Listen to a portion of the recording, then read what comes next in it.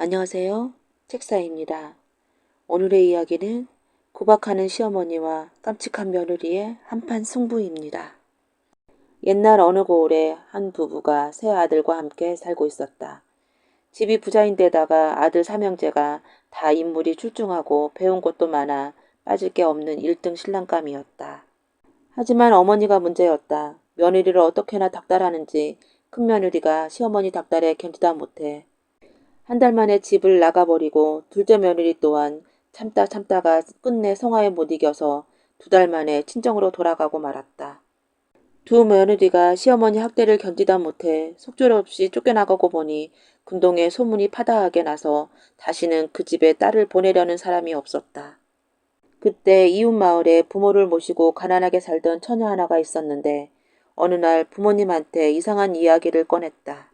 어머니 아버지 이웃 마을의 부잣집에서 며느리감을 찾고 있다던데 저를 그 집 막내 아들한테 시집 보내주세요. 그러자 부모가 깜짝 놀라서 말했다. 아니 그게 무슨 소리냐? 소문도 못 들었어? 그 집에 며느리로 갔다가는 그 시어머니의 등살에 단 며칠도 견딜기 힘들다는 게야. 그런 소리도 하지도 마라. 저한테도 생각이 있으니 걱정 말고 저를 그 집에 보내주세요. 우리도 이렇게 손가락만 빨면서 살 수 없잖아요. 부모가 할 수 없이 부잣집에 통혼할 의사를 전하자 혹시라도 아들이 총각 귀신이 되지 않을까 전전긍긍하던 부자가 입을 쫙 벌어져서 얼른 호사를 받아들였다. 주겠다니 받기는 하나 물정을 참 모르는 사람이구먼. 그 애도 마누라 등살에 며칠이나 견딜런지원. 이윽고 약속한 날이 되자 부자 아들과 가난한 처녀는 정식으로 혼례를 치르고 부부의 인연을 맺었다.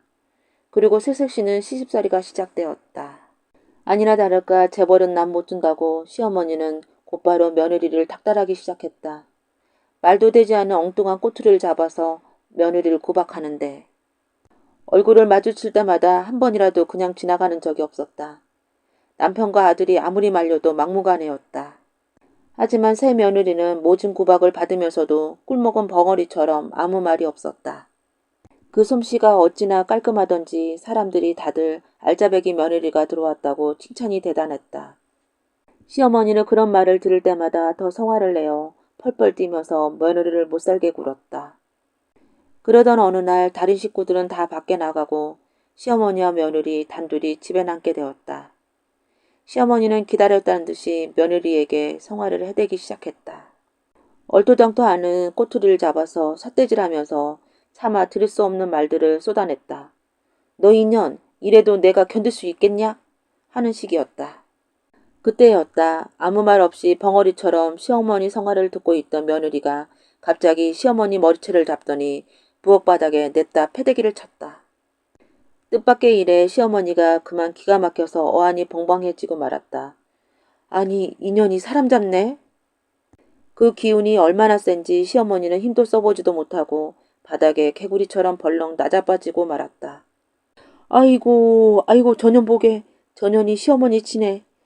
발악하듯 소리를 쳤지만 며느리는 모르는 척 제 할 일만 했다. 시어머니는 화를 참지 못하고 마당으로 나가 가슴을 두드리면서 팔짝팔짝 뛰기 시작했다. 마침 밖에 나갔던 식구들이 돌아오자 시어머니는 입에 거품을 물고 발악을 했다. 글쎄 전년이 사람을 치네. 전년이 사람을 쳐. 아이고 내가 분해서 못 살아. 전년 당장 내쫓아야 돼.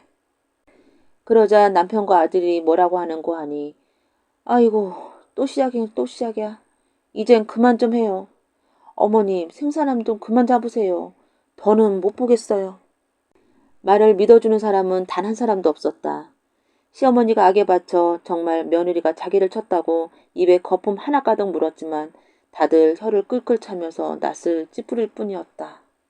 시어머니가 하도 분해서 파르르 떨면서 발을 동동 굴렀지만 그래봐야 헛일이었다.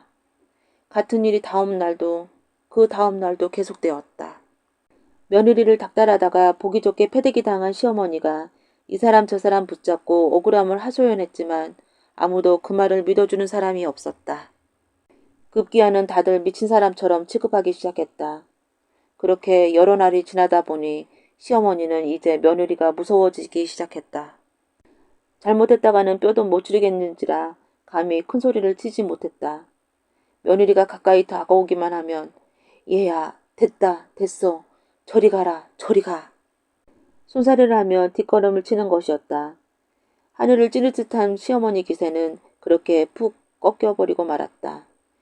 이제는 풀이 주고 아무 말도 못하고 집안 대소사를 며느리에게 맡겼다. 사람들의 며느리 칭찬이 입에 마를 날이 없었다. 며느리는 다른 사람보다도 특히 시어머니한테 공손하게 굴면서 정성을 다했다. 어머니, 이것 좀 잡숴보세요. 맛있는걸요. 그러면 시어머니는 그만 즐겁을 하는 것이었다. 됐다. 얘야, 됐다.